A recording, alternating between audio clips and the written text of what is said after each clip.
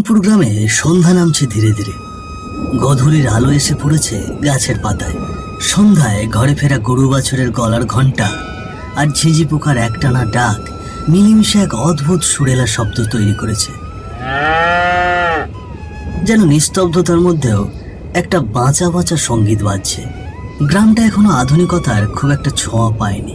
কাঁচা রাস্তা, দুই ধারে বাঁশঝাড়, তার ফাঁকে ফাঁকে পুরনো কুঁড়ে ঘর। আর ঠিক রাস্তার বাঁকে দাঁড়িয়ে আছে হারান কাকার চায়ের দোকান। একটা ছোট খোলামেলা ছাউনির দোকান, পাশে বাঁশের খুঁটির ওপর মাচা। সেই মাচার ওপর বসে আছে গ্রামের কয়েকজন পরিচিত মুখ, রঞ্জন, বাপি, হরিপদ আর মাখনলাল। তারা নিজেদের মধ্যে গুজুগুজু করে গল্প করছে। মাচার অপর পৃষ্ঠে কাঠের পুরনো বেঞ্চে পা তুলে বসে চোখ আধবোজা করে হুঁকোর ধোঁয়া টানছেন মদন খোঁড়ো। চায়ের হাঁড়িতে ফুটছে গরম দুধ চা। ধোঁয়ার সাথে চা পাতার গন্ধ ছড়িয়ে পড়েছে সন্ধ্যার বাতাসে। ওই গো হারান কাকা, তোমার চা হলো? দাও দেখিনি আমাদেরকে চা।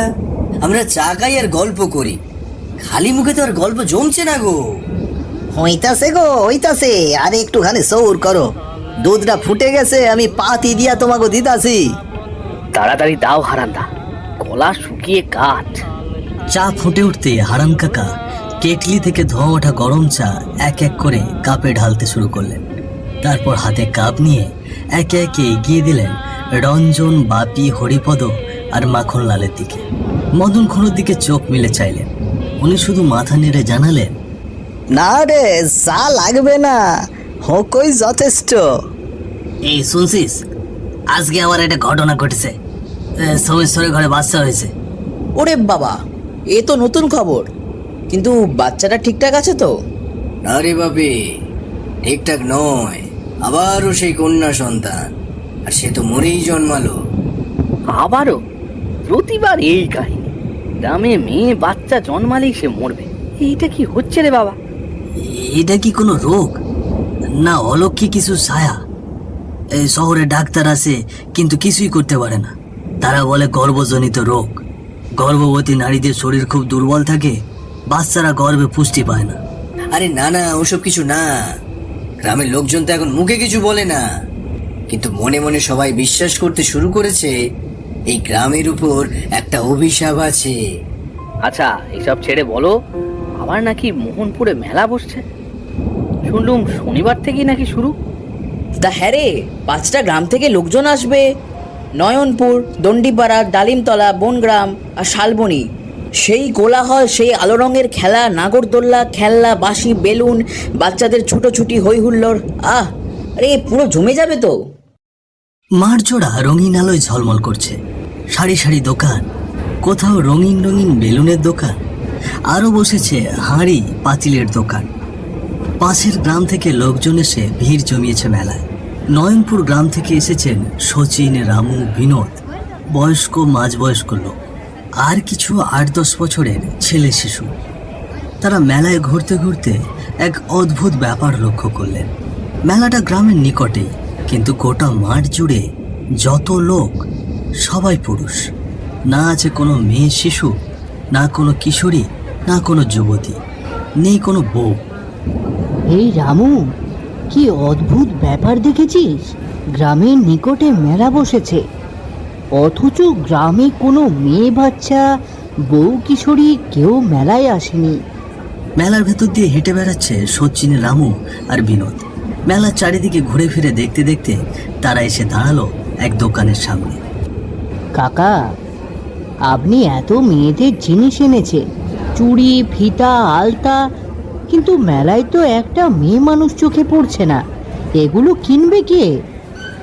ঠিকই ধরেছো বাবা, আমি তো ভেবেছিলাম আশেপাশের গ্রাম থেকে মেয়েরা আসবে, বাচ্চা মেয়েরা ঘুরবে, তাদের জন্য এনেছি।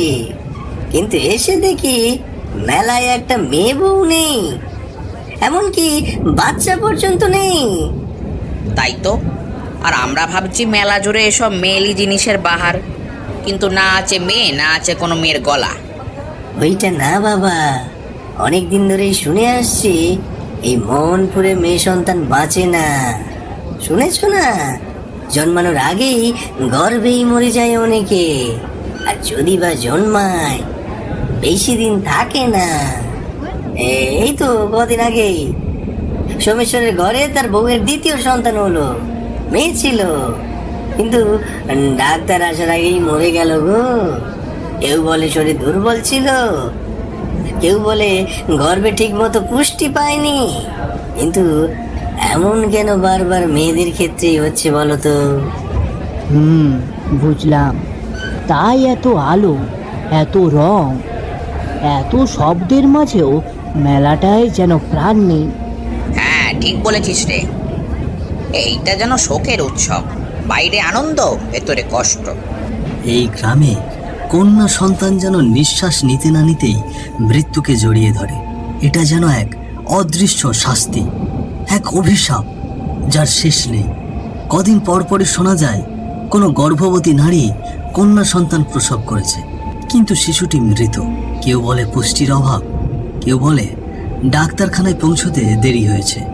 কিন্তু প্রশ্ন একটাই, ছেলে সন্তান জন্ম হলে এমনটা হয় না কেন? গ্রামের অলিগলিতে কোনো মেয়ের হেসে ওঠার শব্দ শোনা যায় না, কোনো মেয়ের বিয়ের উৎসব চোখে পড়ে না, জন্মদিনের কেক কাটারও প্রয়োজন হয় না কোনো বাবা মার। এ যেন এক বেঁচে থাকা মৃত্যুপুরী, যেখানে মেয়েরা শুধু গর্ভেই আসে, দুনিয়ার আলো দেখা হয়ে ওঠে না তাদের। এটা কি এই গ্রামের অভিশাপ, নাকি গর্ভজনিত সমস্যা? এটা কেউই বলতে পারে না, এমনকি ডাক্তাররাও না। হারান কাকার দোকানে প্রতিদিনের মতো আজ সন্ধ্যায় এসে বসে হরিপদ, বাপি, রঞ্জন আর মাখনলাল। তারা মাচায় বসে হাতে চায়ের কাপ নিয়ে গল্প করছে, আর তাদের ওপর পৃষ্ঠে কাঠের বেঞ্চে বসে আছে মদন খোঁড়ো। সেও প্রতিদিনের মতো বসে হুঁকো টানছে। এমন সময় দোকানের সামনের রাস্তায় একটা সাদা জিপ এসে দাঁড়ায়। জিপ থেকে নামেন একজন তরুণী ডাক্তার, প্রায় 28-30 বছরের, পরনে হালকা রঙের সালোয়ার কামিজ। তার মুখে অদ্ভুত দৃঢ়তা, চোখে ক্লান্তি থাকলেও সাহসের ছাপ স্পষ্ট। তিনি চায়ের দোকানে এসে তাদের সামনে দাঁড়ালেন। এই যে দাদারা, গ্রাম্য হাসপাতালটা কোন দিকে পড়ে বলতে পারেন? আমি ডাক্তার অর্পিতা মণ্ডল, সরকারি অ্যাসাইনমেন্টে এসেছি এই গ্রামের গর্ভবতী নারীদের ডেলিভারির কাজ সামলাতে। হাসপাতাল? আচ্ছা, আপনি কি এইখানেই থাকবেন? হ্যাঁ, অন্তত কিছুদিন তো থাকতেই হবে। এখন তো সরকার গ্রামে গ্রামে বিশেষ মনিটরিং চালু করেছে, তাই আমাকেই পাঠিয়েছে। ভালো করেছেন এসেছেন, কিন্তু এই গ্রামে আপনাকে অনেক কিছুর জন্য প্রস্তুত থাকতে হবে ডাক্তার দিদিমণি। এই গ্রামে শুধু মেয়ে বাচ্চা বাঁচে না। কি বললেন? আপনি আগে হাসপাতালে যান, কোয়ার্টারে পৌঁছুন। রাতে যদি সময় পান তখন বসে সব বলবো খন। আর আপনি হাসপাতাল কোন দিকে জানতে চাইছেন না? সামনে গিয়া সোজা বাঁ দিকে রাস্তায় গেলে দেখতে পাবেন গ্রামের পুরনো মোহনপুর হাসপাতাল। ডাক্তার অর্পিতা বিস্ময়ে তাকিয়ে থাকে সবার দিকে। তারপর সেখান থেকে হাঁটতে হাঁটতে চলে গেলেন হাসপাতালে। ডাক্তার অর্পিতা যখন মোহনপুর হাসপাতালের কোয়ার্টারে পৌঁছলেন তখন রাত 8:30 বাজে। চারপাশে ঝিঁঝি পোকার কান ফাটানো একটানা ডাক। কোয়ার্টার হাসপাতালের সঙ্গে লাগানো। ডক্টর অর্পিতা তার জিনিসপত্র কোয়ার্টারে রেখে হাসপাতালে ঢুকেই কাজ শুরু করলেন তিনি। ঠিক রাত 10:30 নাগাদ হঠাৎ আকাশ গুড়গুড় করে উঠল। তারপর শুরু হলো প্রচণ্ড ঝড় বৃষ্টি। এই বৃষ্টির মধ্যে ভিজে ভিজে দুজন মহিলা আর একজন পুরুষ একটি গর্ভবতী মহিলাকে নিয়ে এলো হাসপাতালে। মেয়েটির অবস্থা আশঙ্কাজনক। অর্পিতার সঙ্গে সঙ্গে তাকে বেডে শুয়ে ডেলিভারির প্রস্তুতি নিতে লাগলেন। পাশেই 2 নার্স ব্যস্ত হয়ে উঠল, আর গর্ভবতী মহিলাটি প্রসব যন্ত্রণায় চিৎকার করছে। মরে গেলাম, আহা কি যন্ত্রণা! ডেলিভারির সময় এগোচ্ছে। ঠিক তখনই একটি নারী, যার আগমন কেউ খেয়ালই করেনি, হঠাৎ করে সেই গর্ভবতী মহিলাটির পেটের ওপর চেপে বসলো। এলোমেলো চুল দিয়ে মহিলার মুখ ঢাকা ছিল। এই, আপনি কে? কি করছেন আপনি? ওর উপর থেকে নামুন। কি হলো, শুনতে পাচ্ছেন না? কিন্তু সেই নারী কিছু না বলে গর্ভবতী মেয়েটির পেটে ঘুষি মারতে লাগলো। ডাক্তার অর্পিতা এগিয়ে গিয়ে জোরে ধাক্কা দিলেন সেই মহিলাকে। বলছি নামুন, কে আপনি? তখনই সেই মহিলা ধীরে ধীরে মাথা তুলল। ডাক্তার অর্পিতা তখন যা দেখলো তা দেখার জন্য উনি প্রস্তুত ছিলেন না। চোখ দুটো ছিল গর্তের মধ্যে ঢুকে যাওয়া, লাল রক্তবর্ণ, ঠোঁট কেটে কেটে রক্ত জমে আছে। সবাই চমকে গেল। তাদের আর বুঝতে বাকি রইল না যে সে মানুষ না, সে অন্য কিছু। ভয়ে তাদের হাত পা ঠান্ডা হয়ে আসতে লাগলো। কে কি করবে দিশা পাচ্ছিল না। তখন ডাক্তার অর্পিতা সাহস করে তাকে জিজ্ঞেস করলেন, কে কে তুমি? আর এই মেয়েকে মারতে চাচ্ছ কেন? তারপর আবার সে এক সুরে কাঁদতে শুরু করল। হাসি আর কান্না একত্রিত হয়ে বিস্ফোরণের মতো আওয়াজ ছড়িয়ে পড়ছে হাসপাতালের মধ্যে। আমাকে তোরা কেউ বাধা দেবি না, ওর কন্যা সন্তান হবে, আর তাকে আমি কিছুতেই দুনিয়াতে আসতে দেব না। আমি এই গ্রামে কোনো কন্যা সন্তানকে আসতে দেব না। তোরা সরে যা বলছি, সরে যা, না হলে সবাইকে এখানে মেরে দেব। কিন্তু কেন? তুমি সব কন্যা সন্তানকে কেন মারতে চাও? কন্যা সন্তানরা কি অন্যায় করেছে তোমার সঙ্গে? ওরা তো নিষ্পাপ, ওদের এই দুনিয়ায় আসার অধিকার আছে।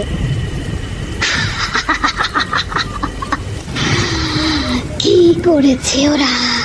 কিছুই করেনি, কিন্তু ওরা দুনিয়াতে আসলে ওদের স্বপ্ন ভেঙে যাবে, ওদের স্বপ্ন ভেঙে যাবে।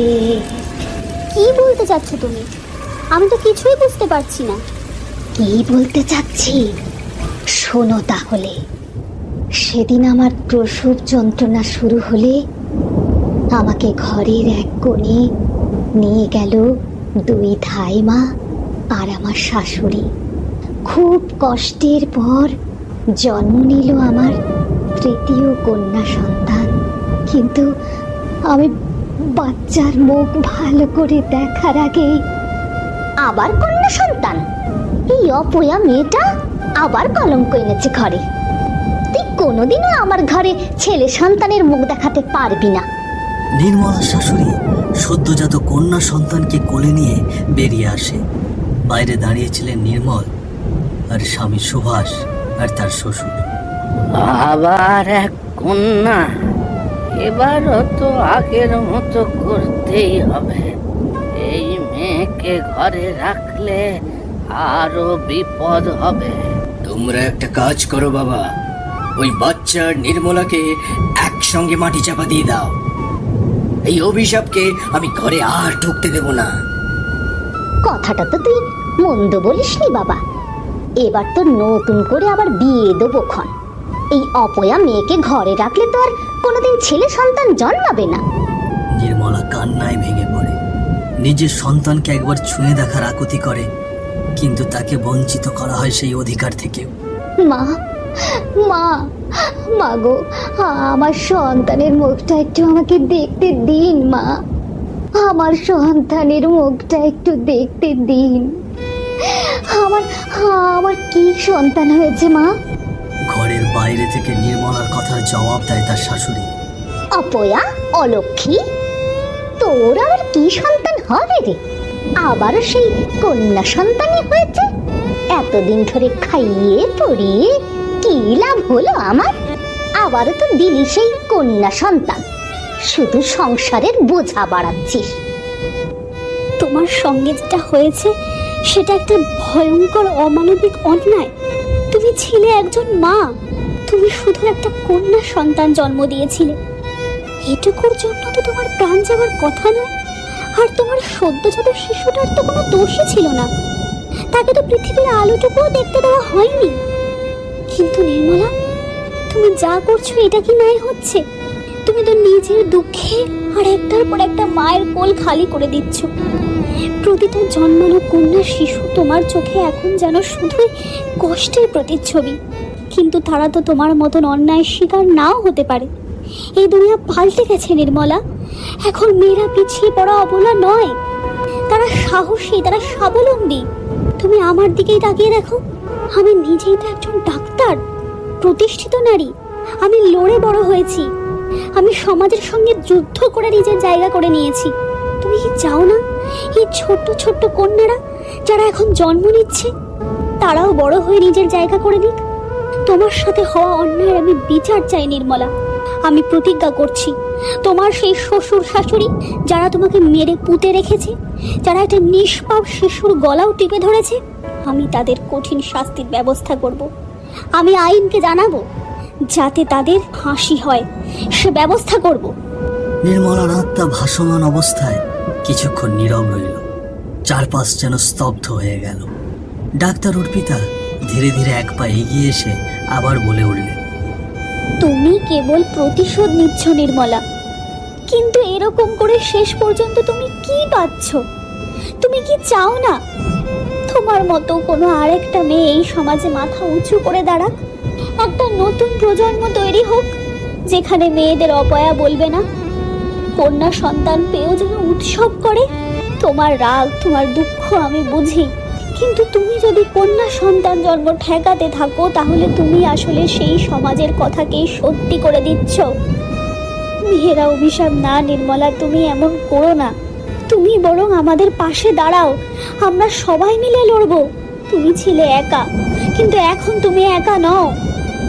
ডাক্তার অর্পিতার কথাগুলো শুনে নির্মলার আত্মা আস্তে আস্তে শান্ত হয়ে যায়। আর সেই গর্ভবতী মহিলা জন্ম দেয় সেদিন এক কন্যা সন্তান। কন্যা সন্তান মানেই অভিশাপ নয়, তাদের একটু সুযোগ দিলে তারাও বিশ্ব জয় করতে পারে। আজও অনেক ঘরে জন্মের সাথেই মেয়েরা পায় অবহেলা আর অশ্রু। কিন্তু মনে রাখা উচিত, মেয়েরা শুধু বোঝা নয়, মেয়েরাই সমাজের শক্তি, প্রতিটি ঘরের আলো।